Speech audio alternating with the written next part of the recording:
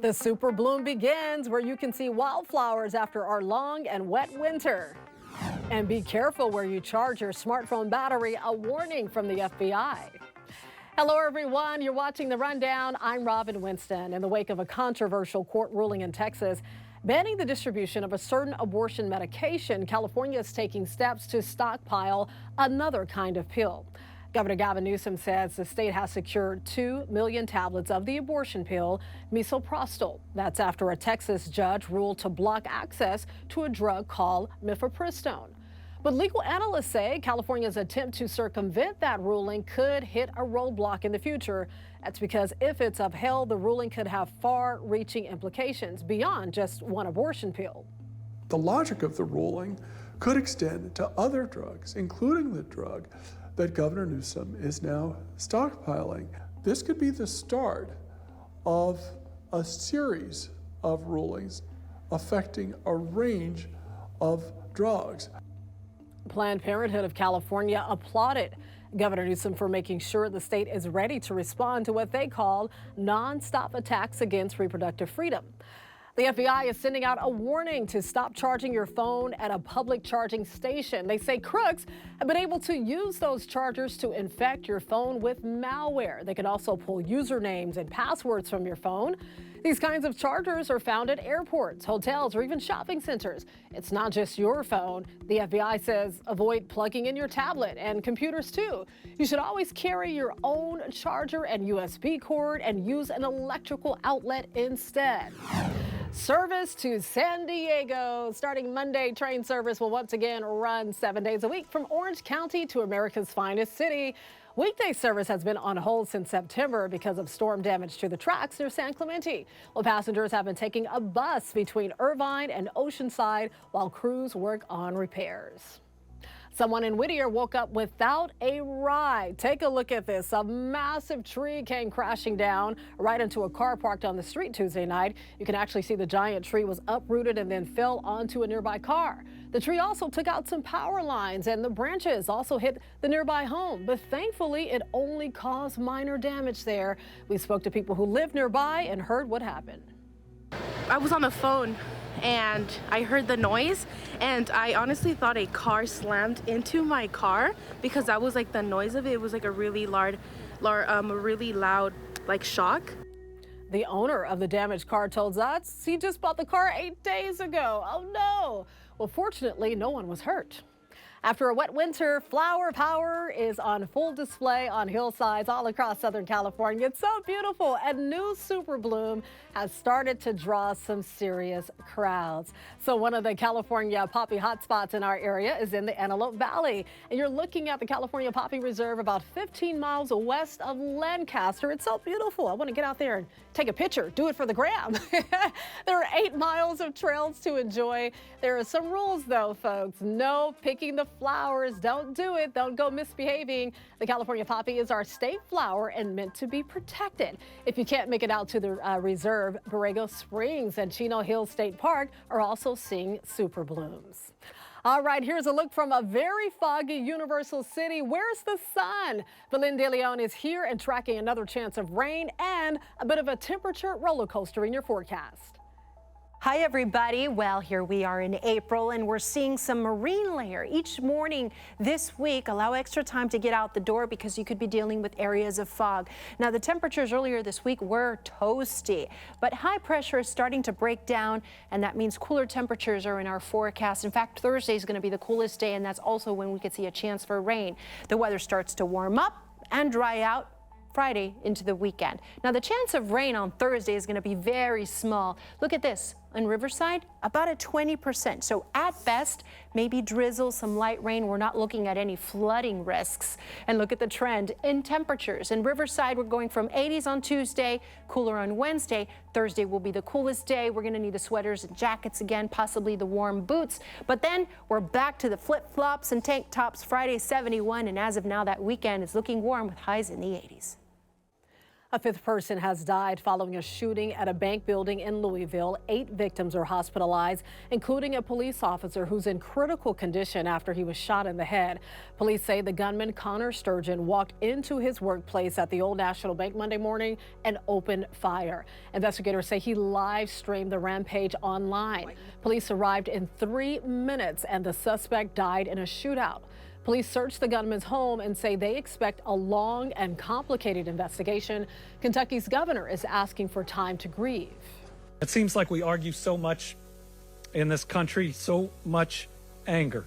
But I still believe that love and compassion and humanity can lead us to a better place. 2 police officers were wounded in the shooting. One of them was sworn in just 10 days ago. City officials set up a family assistance center to help anyone struggling mentally and emotionally following the attack. The mother of a teenager who died of a fentanyl overdose in Hollywood is trying to make sure it never happens to another child. 15-year-old Melanie Ramos was a student at Bernstein High School. She was found inside a campus bathroom 7 months ago. A mother is testifying in Sacramento Wednesday to push for Melanie's Law. The proposed bill would expand statewide fentanyl overdose prevention for children and teenagers. The California Attorney General is expanding a lawsuit against Huntington Beach. It's a part of an ongoing legal battle that started on March 8th over zoning regulations. Right now, Huntington Beach is banning new duplex applications. The state says that violates certain housing laws to ensure more affordable housing. As a result of the lawsuit, Huntington Beach City Council voted to allow applications, but never actually adopted the new housing plan. So the state is now adding another violation to its suit against Huntington Beach. One of the biggest TV and film industry unions is voting on whether to authorize a strike. A yes vote would mean members of the Writers Guild of America will have to authorize to strike once the current labor contract with the studios expires on May 1st. Workers are demanding increases in pay and residuals, particularly over streaming content. In response, studios say the goal is to avoid a strike and keep production active. A special honor for the one and only Allison Felix at her alma mater, USC. Allison, a Santa Clarita native, is the most decorated Olympic track and field athlete in U.S. history. She's an amazing woman. NBC4's Gordon Tokumatsu has her story. The field where Allison Felix herself learned what a champion looks like was named in her honor. A place where new generations of young women could ask, who was this woman? And could I accomplish such things as well? Allison herself says she wants the answer for those athletes to be a resounding yes. And to see, where the journey has taken me and now hopefully to inspire other students that are starting off. At 37, Allison Felix has the gift of hindsight along with her many others. She remembers vividly the first time she set foot on this athletic field at USC campus. She says the last thing she ever dreamed about was the day it would bear her name. I didn't have those aspirations. I wasn't sure what my journey was going to be. But that was before greatness came calling, before she became the most decorated American track and field athlete in the history of the Olympic Games. 11 medals from 5 consecutive games, 20 career medals in total. Her list of accomplishments, now legendary at the school she still calls home, in the hearts of young athletes hoping to fill her shoes. The fact that we were able to meet her and speak to her one-on-one because she came to see our team the other day, it's like, wow, this is so cool. And Gigi McEnany told us Allison's message, especially to female athletes, is that no hurdle in life is too great. Work as hard as I can and continue the Trojan legacy. You think students will say, who is this woman?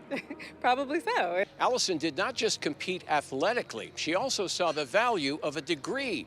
She graduated USC with a Bachelor of Arts in Education. At USC campus, Gordon Tokumatsu, NBC4 News. The Super Mario Brothers movie had the most successful opening weekend for an animated movie ever. And now it could possibly see Oscar success in the future thanks to a ballad sung in the movie. Peach, understand, I'm gonna love you till the very end. Peaches, peaches, peaches, peaches, peaches, peaches, peaches, peaches, peaches, peaches. It's a hit. I like this song. Actor Jack Black is the powerful vocalist behind the song Peaches. He voices the villain Bowser, who sings the song as a tribute to Princess Peach in the movie. Peaches is now eligible for Best Original Song at next year's Academy Awards. We shall see what happens.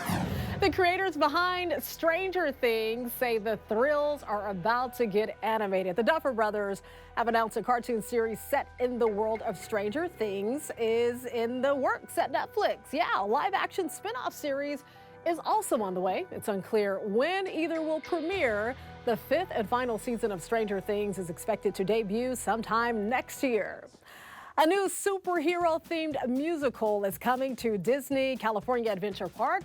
Rogers, the musical, will debut this summer at the Hyperion Theater. Disney actually released renderings of the production featuring the story of Steve Rogers and how he became Captain America. There's also a short teaser trailer. The 30-minute musical opens June 30th with shows running Tuesday through Saturdays. Get on over and check it out. It's a limited run, but Disney, didn't say how long it'll be there. The Hyperion Theater hasn't had a production since Frozen, which closed during the pandemic. All right, there's Bugs Bunny, there's the Energizer Bunny, and of course, the Easter Bunny. But they're not the only rabbits with a real job. Oh, no. The Yuba City Police Department in Northern California added Percy, who's a cutie pie, to the force this year after an officer found the bunny right on the side of the road. Well, now Percy acts as a wellness officer for the department and their families. And there was no hesitation from employees or from Percy at all. We all just took to each other. He'll go down the halls and goes into other people's offices throughout the day. I think I'm in love with Percy. I want Percy to be my honey bunny. When Percy isn't working, he has his own space right there in the department, and it comes with extra lint rollers, of course, because it's so furry and so cute. Plus, everybody needs a friend who's all ears. Get it? All ears, like big, cute bunny ears. You can always get news and weather updates on the NBCLA app and our website, NBCLA.com. And be sure to tune into Today in LA on NBC4, weekdays 4 to 7 a.m. I'll be helping you get around with traffic reports throughout the morning. I'll see you next time on The Rundown.